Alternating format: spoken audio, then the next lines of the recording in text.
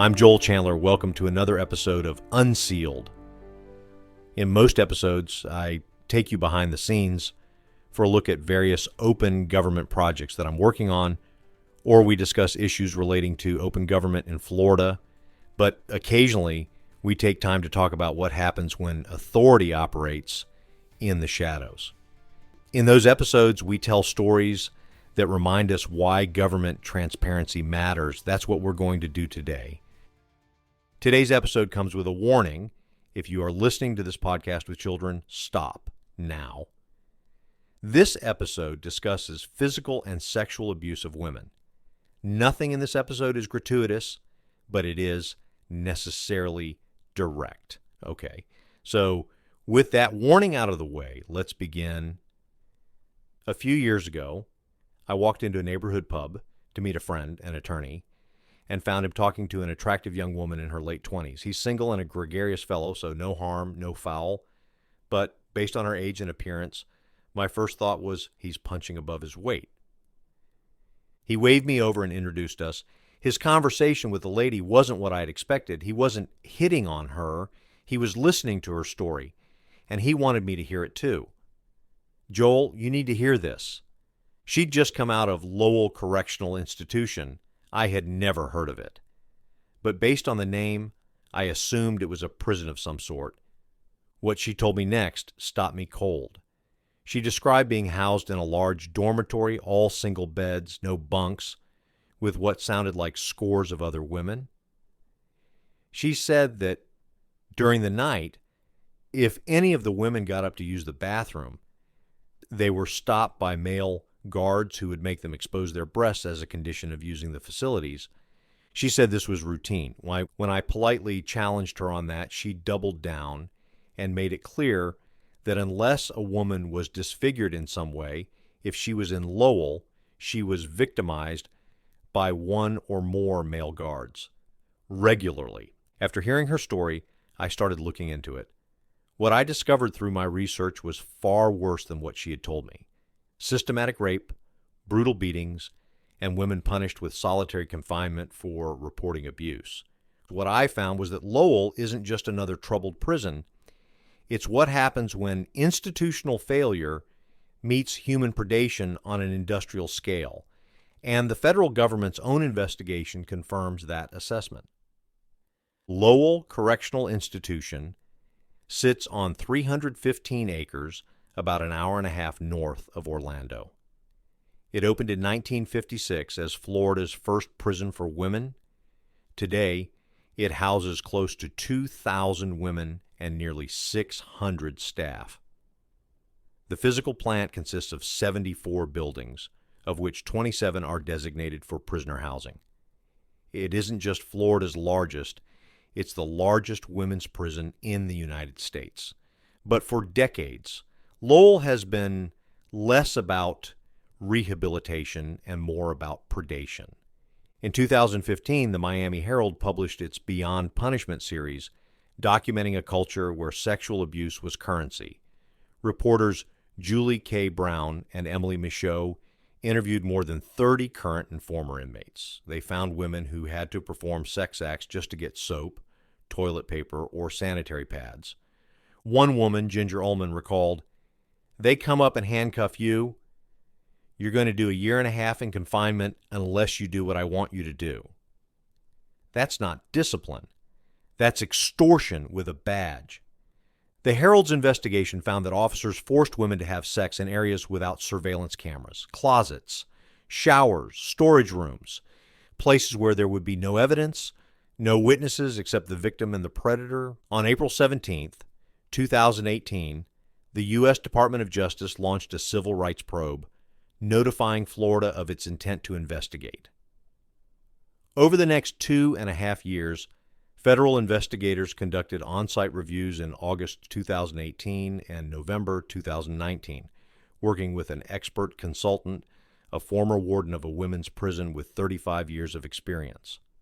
On December 22, 2020, they issued a 34-page report that should have shocked the nation.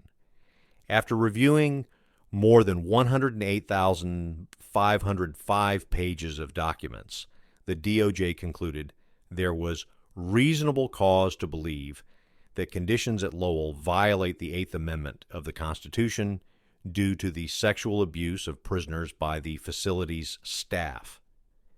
This wasn't some advocacy group making accusations. This was the federal government's Civil Rights Division stating that constitutional violations were occurring at America's largest women's prison. Assistant Attorney General Eric Dryban didn't mince words. This illegal and indecent treatment of women must end.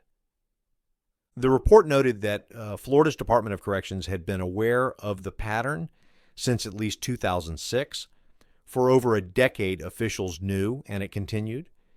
Between 2015 and 2019 alone, there were 161 investigations into staff sexual misconduct at Lowell. Only 8 resulted in arrests. But here's what makes those numbers even more damning. Of the 161 sexual misconduct cases reviewed, more than half were closed as unfounded, 78 at the pre-investigation complaint review stage, and 6 after being opened as criminal investigations. All but a handful of the unfounded cases contained conclusory findings based on insufficient fact-finding, such as failing to interview the alleged perpetrator. Think about that ratio: 161 allegations, 8 arrests, and investigations so inadequate they wouldn't even interview the accused. The DOJ wrote, "Sexual abuse of women prisoners by Lowell corrections officers and staff is severe and prevalent throughout the prison." The incidents they documented were, in their own words, varied and disturbing. Let me tell you about specific cases drawn directly from the federal investigation. In July 2020, a corrections officer was arrested after admitting to oral sex with a prisoner in a dormitory maintenance room. It turns out this same officer had been credibly accused of sexual abuse 3 years earlier. A prisoner alleged that the officer handcuffed her, groped her, and forced her to perform oral sex multiple times over 2.5 months. Medical exams found lesions on the prisoner's throat consistent with her allegations. The state's inspector general opened an investigation but never completed it. The officer remained employed until his arrest 3 years later. 3 years. He was allowed to continue supervising vulnerable women for 3 years after credible allegations backed by medical evidence. Consider this case from March 2018. A sergeant allegedly anally raped a prisoner in a storage area. The DOJ report states a forensic examination found medical evidence to support her allegations. There was extensive photographic evidence of her injuries. The details are more than I care to discuss here in detail because they are so disturbing, but prison staff allegedly mishandled the victim's clothing, so no DNA evidence could be collected. As of September 2020, more than 2 years later, the investigation was still open. Many women were groped, watched while showering, coerced to undress for toilet paper. When they tried to report abuse, the system turned against them. The DOJ found that between January 2017 and June 2018, 24 different prisoners who were allegedly victims of sexual misconduct were placed in administrative confinement, essentially solitary confinement, while their cases were investigated. One woman said, "Making a PREA allegation means you go to the box, whether you want to or not."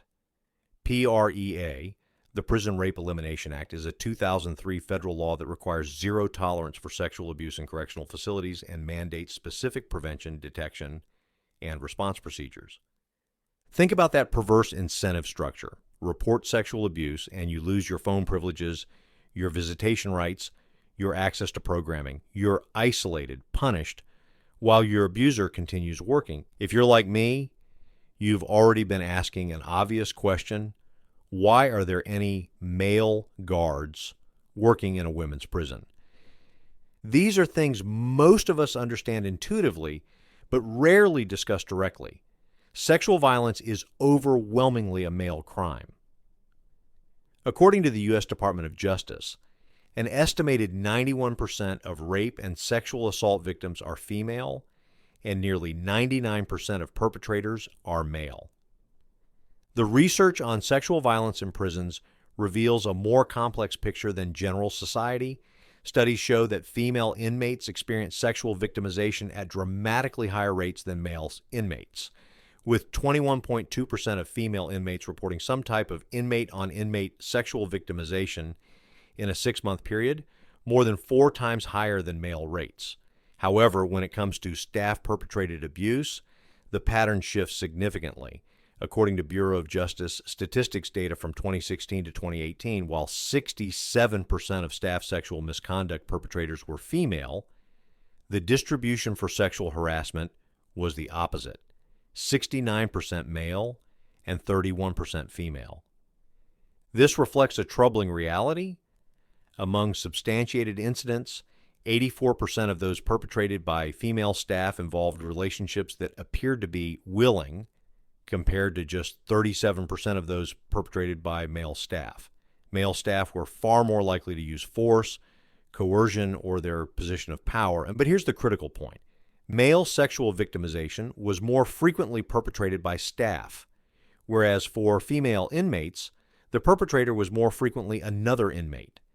The DOJ investigation at Lowell specifically noted that male staff created a sexualized environment where cross-gender viewing during showers and toileting contributed to a culture of abuse.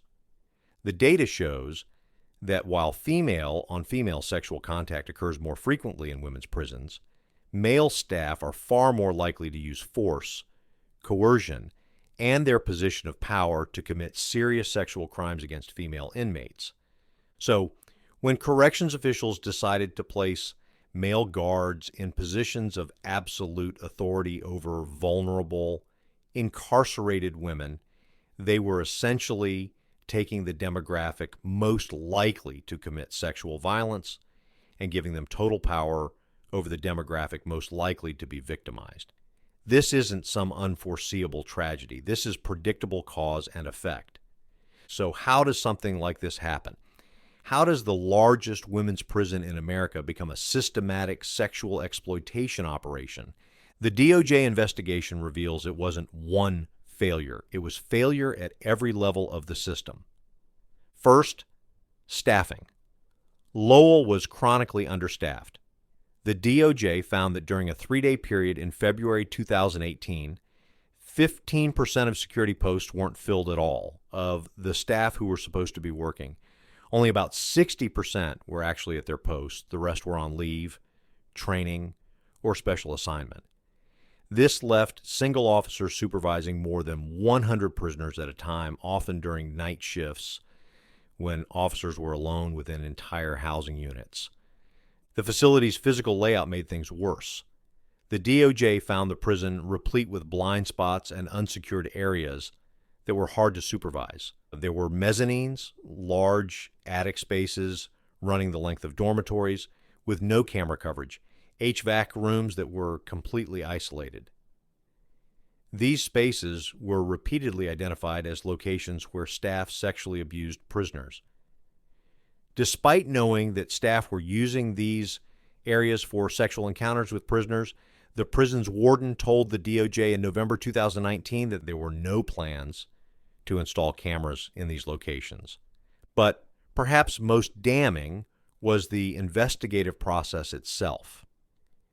The DOJ found that of 161 sexual misconduct investigations they reviewed, more than half were closed as unfounded, often after taking only preliminary investigative steps.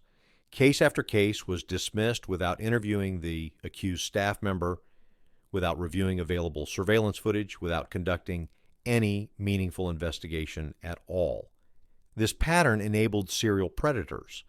Multiple officers had allegation after allegation against them, but inadequate investigations meant they remained in positions where they could continue abusing women.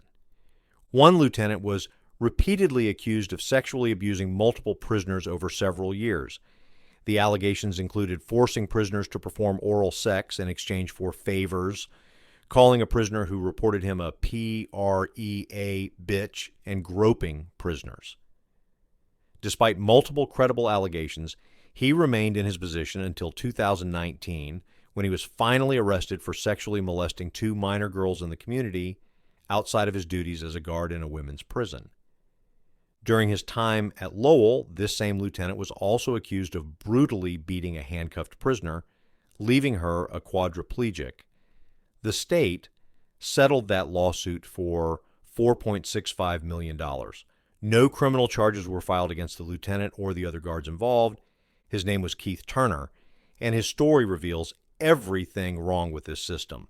Despite numerous allegations of misconduct dating back to 2009, including accusations of trading cigarettes for oral sex, insubordination, harassing inmates, and violent abuse, Turner was never fired. Instead, he was promoted to lieutenant in 2017.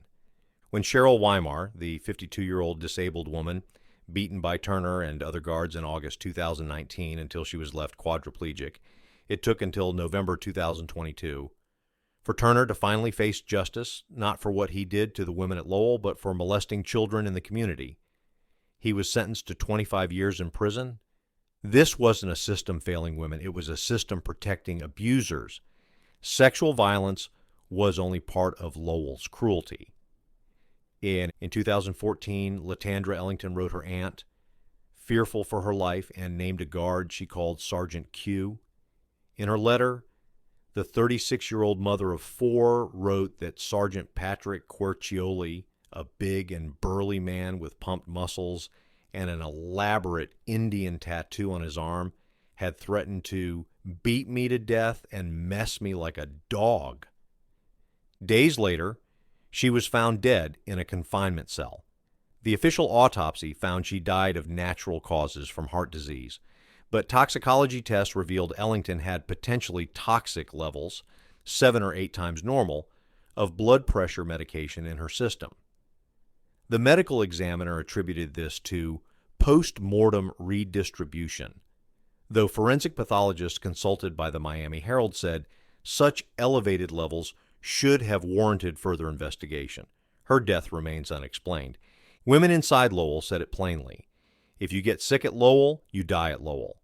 Mold, vermin, sweltering dorms with no air conditioning. This wasn't neglect. It was normalized cruelty. The DOJ gave Florida 49 days to act, but state leadership dug in. The head of the Department of Corrections, Mark Inch, dismissed the findings. I disagree. The report overgeneralized. We do not show deliberate indifference, he said, refusing to commit to meaningful reforms. The warden named in multiple lawsuits was promoted. Here's what makes this even more inexcusable. The legal framework exists to prevent it. Under Title VII employment law, there's something called a bona fide occupational qualification that allows gender-based hiring when there's a legitimate safety or privacy concern. Courts have repeatedly upheld correctional facilities' right to hire only female guards for women's prisons. The Ninth Circuit, for instance, upheld Washington Department of Corrections' decision to hire only women for certain positions after finding numerous instances of sexual assault by male guards. The court ruled that preventing sexual assault was a legitimate objective and that being female was a reasonable job requirement. So, the tools exist. The legal precedent is clear. Facilities can legally exclude male guards from positions supervising female prisoners. Some do, but many, like Lowell, don't. 2 years after the federal report, in December 2022, DOJ officials returned to Lowell for a follow-up visit. Conditions remained abysmal. The federal investigation has broader implications beyond Lowell. A 2022 congressional report revealed that Federal Bureau of Prisons employees sexually abused female prisoners in at least 2/3, 19 of 29, federal prisons housing women over the past decade. This isn't an isolated problem. It's a systematic issue with how we incarcerate women in America. The woman I met at that pub wasn't citing legal filings. She was telling me she had been terrorized. Her story matched what the DOJ found, what the Herald reported, what civil suits claimed. It mirrors a systemic failure to confront abuse when victims are poor women, often women of color, serving time for nonviolent offenses. What happened at Lowell represents a complete breakdown of the social contract. As a society, we give the state the power to deprive people of liberty as punishment for crimes. In return, the state has a constitutional obligation to keep those people safe from harm. At Lowell, that obligation was not just ignored, it was perverted. The power we gave the state to punish became a tool for sexual predation on an industrial scale. But this wasn't some unforeseeable tragedy. When you take the demographic that commits 99% of sexual violence and give them absolute power over the demographic that suffers 91% of sexual violence victimization, abuse is predictable. When you create an environment where reporting that abuse results in punishment for the victim, systematic exploitation is inevitable. Lowell Correctional Institution stands as a mirror, a test of what we are willing to tolerate in darkness. If these abuses were happening in schools or hospitals, we'd call it what it is, criminal. Yet because it's a prison, we ask politely for a review. The woman I met in that Irish pub was one of many who experienced this systematic abuse. Her courage in speaking out, even informally, connects to the broader story of survivors who risked retaliation to expose what was happening behind those walls. The DOJ investigation proves that what she described wasn't an isolated incident or a few bad actors. It was a pattern of constitutional violations that persisted for over a decade, enabled by institutional indifference and protected by a culture of impunity. Lowell remains open. Women are still inside, while Florida has increased starting salaries for correctional officers to $41,600 as of 2022, 23 as part of reform efforts. Oversight hobbles along, and taxpayers keep footing civil settlements while abusers walk free. That conversation in a pub opened my eyes to a reality most Americans never see or think about. Behind the walls of our nation's prisons, constitutional rights aren't guaranteed. They're privileges that can be stripped away by those in power. The women of Lowell deserved better. They deserved safety, dignity, and justice. Instead, they got systematic abuse protected by institutional indifference and a system that placed their most likely abusers in positions of absolute power over them. This episode was based on research taken from the U.S. Department of Justice investigation of the Lowell Correctional Institution, December 22, 2020. Miami Herald Beyond Punishment investigative series by Julie K. Brown and Emily Michaud, 2015. U.S. Department of Justice Sexual Violence Statistics, Florida Phoenix, various reports from Tampa Bay Times, Sun Sentinel, WUSF, CNN, The New York Times, and Prison Legal News. I'm Joel Chandler. Thank you for listening to another episode of Unsealed. Remember, the truth dies in the dark.